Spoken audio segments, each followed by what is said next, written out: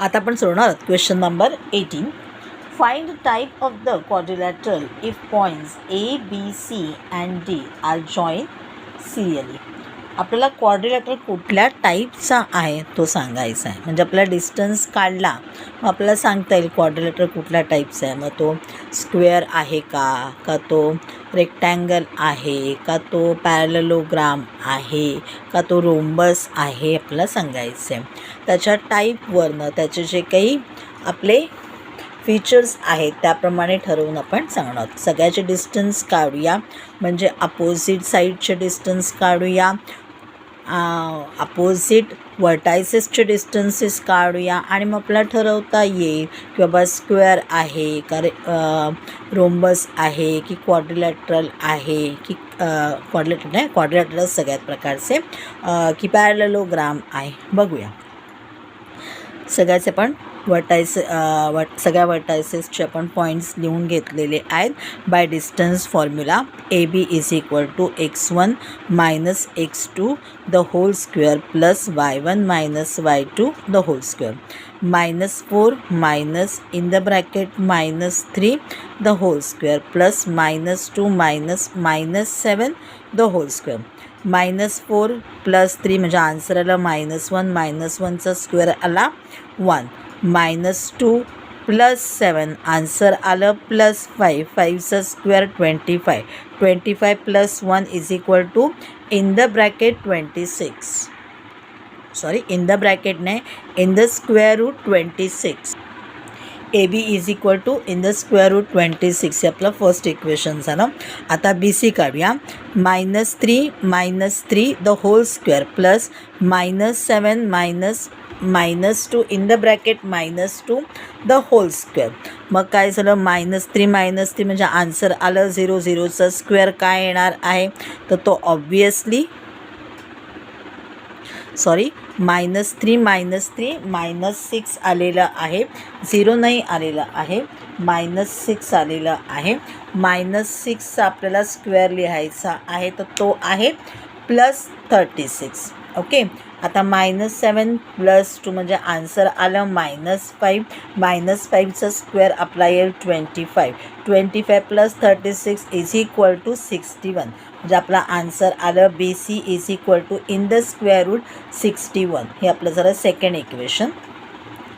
C D 3 - 2 the whole square plus -2 -3 the whole square, 3 - 2 1, 1चा square आला 1, -2 -3 -5 5चा square आला +25, 25 plus 1 is equal to in the square root 26 म्हणजे आपला A B आणि सी डी सेम आलेले आहेत, अपोजिट साईजच्या आहेत त्या सेम आहेत. आता बघूया 61 येते का एडीचं. AD -4 -2 the whole square, -2 -3 the whole square, -4 -2 -6, -6चा स्क्वेअर आला 36, -2 -3 -5 5चा स्क्वेअर आला 25, 25 प्लस 36 इज इक्वल टू 61.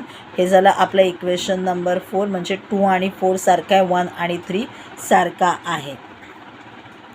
आता आपण अपोजिट वर्टायसेस जे आहेत त्यांच्या काढूया, म्हणजे ए सी आणि बी डी काढूया. A C -4 -3 the whole square plus -2 minus in the bracket -2 the whole square, -4 -3 -7 झाला, -7चा स्क्वेअर झाला 49, त्याचा आन्सर आलं 7. ओके. -2 प्लस 2 म्हणजे 0 येणार आहे आणि म्हणून आपलं -7चा स्क्वेअर 49 लिहित आपण बसलो नाही, आपण डायरेक्ट आन्सर काढलं ए सी इज इक्वल टू 7. बघा -4 -3 -7 -2 प्लस 2 म्हणजे आन्सर आलं 0, मग -7चा स्क्वेअर म्हणजे ऑफकोर्सली 49 आला, पुन्हा परत आपण त्याला स्क्वेअर रूटच्या बाहेर काढलं तर 7. इन द स्क्वेअर रूटमध्ये -7चा स्क्वेअर असेल तर आन्सर काय येणार आहे आपलं, तो नंबर येणार आहे. मग आपण सहज इथं आन्सर लिहून घेतलेलं आहे. Therefore A C is equal to 7. BD is equal to -3 -2 the whole square -7 -3 the whole square -3 -2 -5 -5चा स्क्वेअर आला 25 -7 -3 आन्सर आला -10 -10चा स्क्वेअर आला 100 100 + 25 इज इक्वल टू 125. आपण त्याला बायफर्केट केलं 25 5चा 25चा स्क्वेअर रूट आला 5 आणि 5 ॲज इट इज राहिला स्क्वेअर रूटमध्ये, कारण आपण त्याला पुन्हा परत लिहू शकत नाही आहोत, त्याचा काही स्क्वेअर रूट येत नाही आहे. मग आपला आन्सर आलं बेडीचं 5 इन द स्क्वेअर रूट 5. तर आपण सगळ्याला जे नंबर्स दिलेले आहेत आपण त्याप्रमाणे म्हणूया. AB is equal to CD from 1 and 3. Therefore AB parallel to CD आपला जरा 7 इक्वेशन.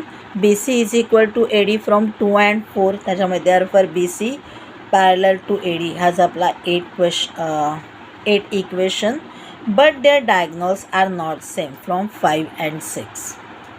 काय अपोजिट साईजच्या आहेत त्याच इक्वल आलेल्या आहेत, त्या सेम आलेल्या आहेत, पण त्यांचे डायग्नॉल्स मात्र सेम आलेले आहेत. म्हणजे हा स्क्वेअर नाही आहेत किंवा रेक्टँगल रेक्टँगल नाही आहे. म्हणजे हा काय आहे तर हा पॅरलेलोग्राम आहे. Therefore quadrilateral ABCD is a parallelogram from 7 and 8.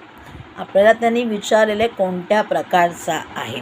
आपण एवढं सगळं लिहिणार आहोत. 4 मार्कासाठी क्वेश्चन आहे आपला. एवढं सगळं आपण सोडवलं म्हणजे आपण 2 काढले 1 मार्क मिळाला, हे 2 काढले 1 मार्क मिळाला, हे 2 काढले 1 मार्क मिळाला. त्याच्यावरती आपण हे पुन्हा परत प्रिस्क्रिप्शन लिहिलं. बरोबर आहे. 3 मार्काच्यामध्ये झाले आणि ह्याला आपण जे काही कन्क्लुजन काढणार आहोत त्याला 1 मार्क.